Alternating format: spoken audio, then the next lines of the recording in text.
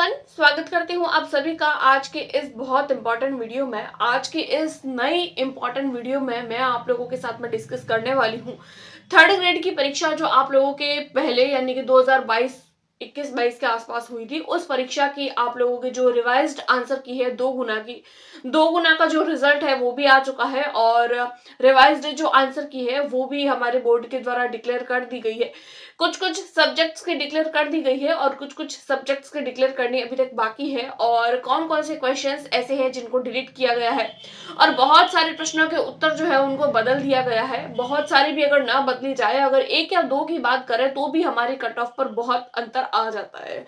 और ऐसे में वो कैंडिडेट ज्यादा जो है वो सोच में पड़ जाते हैं कि किस तरीके से कट ऑफ को काउंट करें, क्या हमारे सिलेक्शन होने की उम्मीद है, हमारे सिलेक्शन होने की उम्मीद नहीं है, तो किस तरीके से आपके कट ऑफ में चेंज हो सकता है इन एक या दो प्रश्नों के उत्तर के बदल जाने पर। कैसे बदलेगा, क्योंकि देखिए ये जो आप लोगों के जो पेपर होते हैं उसमें आप लोगों के जो है वो माइनस मार्किंग होती है और माइनस मार्किंग वाले क्वेश्चंस में आप लोगों के जो आंसर्स होते हैं और उनके जो कट ऑफ होती है वो थोड़ी अलग तरीके से बनती है। अगर विदाउट माइनस मार्किंग वाले क्वेश्चंस की जो आप लोगों के पेपर होते हैं उसकी बात करें, कैसे इसकी कट ऑफ बन सकती है और किस तरीके से मार्क्स आप लोगों के पॉइंट टू पॉइंट मार्क का भी किस तरीके से प्रभाव पड़ सकता है आप लोगों की कट ऑफ पर, उसके बारे में हम लोग डिटेल में देखेंगे।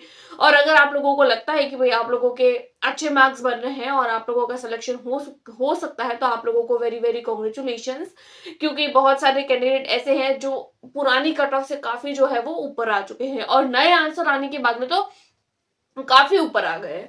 तो कौन कौन से क्वेश्चंस को बदला गया है उसके बारे में सबसे पहले मैं आप लोगों को बताऊंगी, क्वेश्चन बताऊंगी, साइड में यहाँ पास पास में लगा भी रही हूँ, आप लोग साथ साथ देखते रहिएगा।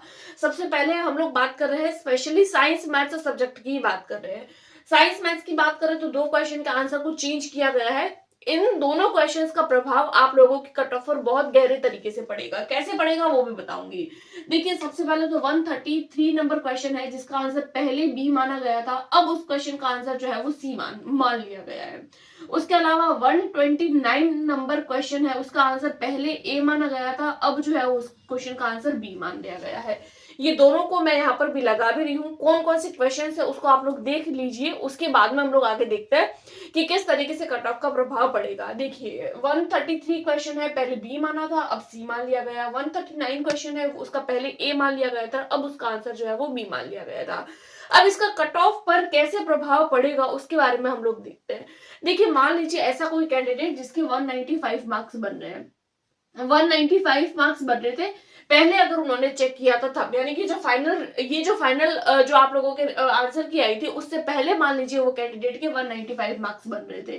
ठीक है, 195 मार्क्स बन रहे थे और उस समय पे उस कैंडिडेट ने 133 नंबर क्वेश्चन का आंसर जो है वो बी मान लिया गया। अब क्या हुआ, अब आई वापस हमारे आंसर की, अब वापस आंसर की आने पर आप लोगों के उस क्वेश्चन का आंसर हो गया सी आ गया। अब मान लीजिए वही कैंडिडेट ने 133 वाले क्वेश्चन का आंसर जो है वो सी लगाया था।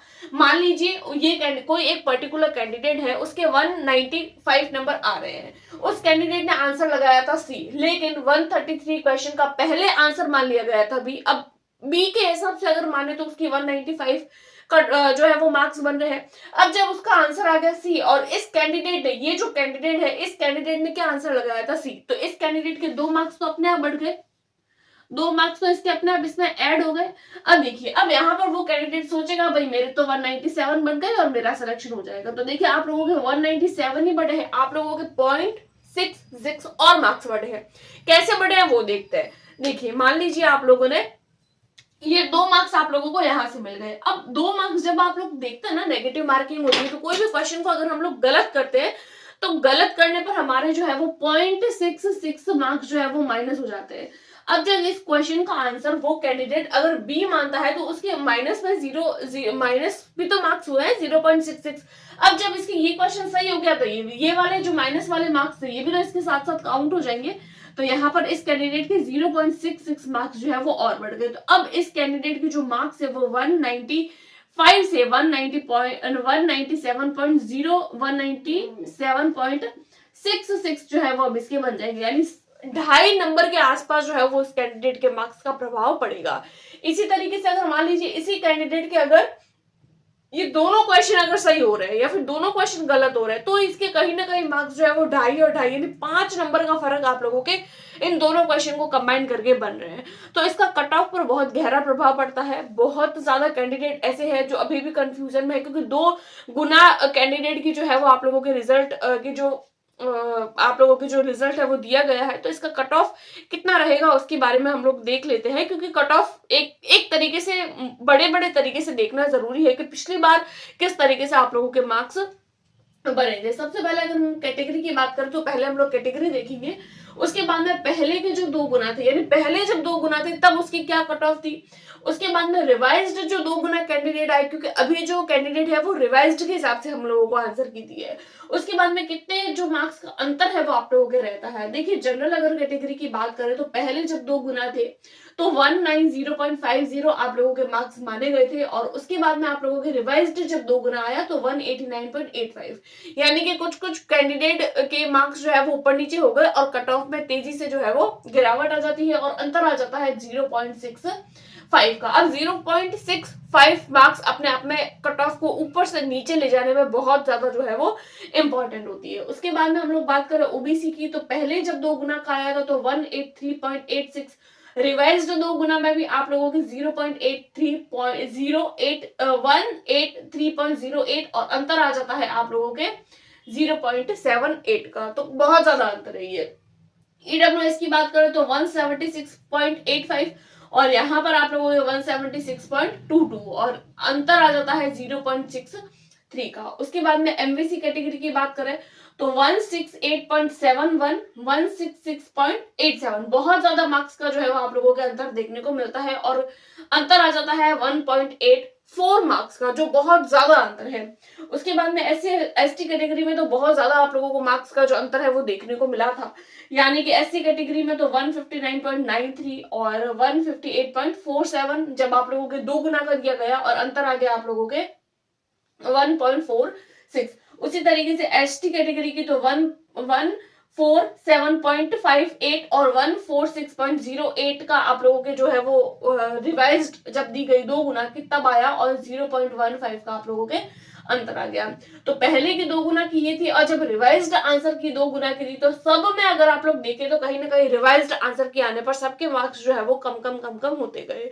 अब यहाँ पे आप लोगों के पर्टिकुलर क्वेश्चन पर डिपेंड करता है कि आप लोगों के आंसर्स, यानी कि आप लोगों ने जो क्वेश्चन का आंसर लगाए थे वो डिलीट हुए हैं, उनके क्वेश्चन बदले हैं आप लोगों के। अब ये आगे होता है ना कि एक तरीके से वो हो जाता है, किस्मत वाली बात हो जाती है एक तरीके से देखा जाए, क्योंकि बहुत सारे कैंडिडेट होते हैं जो डेट ऑफ बर्थ से भी रह जाते हैं। यहाँ पर तो पॉइंट पॉइंट का फर्क पड़ रहा है ना। तो अगर आप लोग सोच रहे हैं कि भाई मैं जैसे मेरे मान लीजिए 195 है तो मैं 197 मान लू कि भाई 2 क्वेश्चन के मुझे 4 जो नंबर मिल जाएंगे तो मैं मेरे 199 मान लू, नहीं।